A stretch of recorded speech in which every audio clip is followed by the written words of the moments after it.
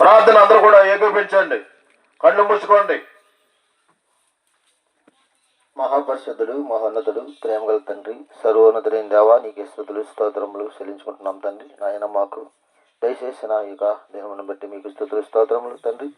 నాయన మేము కూడా తండ్రి జ్ఞాపం చేసుకొని ఈ దినము తండ్రి ప్రభా ఈ యొక్క తండ్రి ప్రభా ఉదయకాల సమయంలో తండ్రి నాయన ఈ పురవీధులలో తండ్రి నీ యొక్క స్వరాజ్య సువార్త ప్రకటించటకు నాకు మాకు అందరికీ మీరు చూపిన కృపను బట్టి వందనాలు తండ్రి. నాయన సహోదరులు చెప్పిన వాక్యాన్ని బట్టి తండ్రి ప్రభా నాయన ఇక్కడ మేము ఎంత శ్రమ పడినప్పటికీ తండ్రి ప్రభా ఏమి కలదు, మాకు పరలోకములో మాకు గృహంలో ఏర్పరచు బంగారపు వీధులు ముత్యపు గుమ్మలతో మాకు ఏర్పరిచిన నీ యొక్క గొప్ప నిధులను బట్టి మేము సంతోషించడానికి నీ ఎందు భయంతో భక్తితో యథార్థంగా జీవించాలని తండ్రి ప్రభా నువ్వు మా కోసం ఎన్నో శ్రమలు పడ్డావని, అటు శ్రమలను కూడా మేము అనిపించకుండా తండ్రి మా కోసం మీరు రక్తం కార్చారు శిలువలో. అటు రీతిగా తండ్రి మీ ఎందు ఎప్పుడైతే మేము భయభక్తులతో ఉంటామో అప్పుడే మాకు మంచి స్వస్థత మంచి మార్గము కలుగుతుందని సువార్త ద్వారా ప్రతి ఒక్కరు తెలుసుకొని ఒక ఆత్మను రక్షించబడటకు కృప చూపించమని యేసు అతి పరిశుద్ధ నామములో అడిగి వేడుకొనుచున్నాం తండ్రి, ఆమేన్.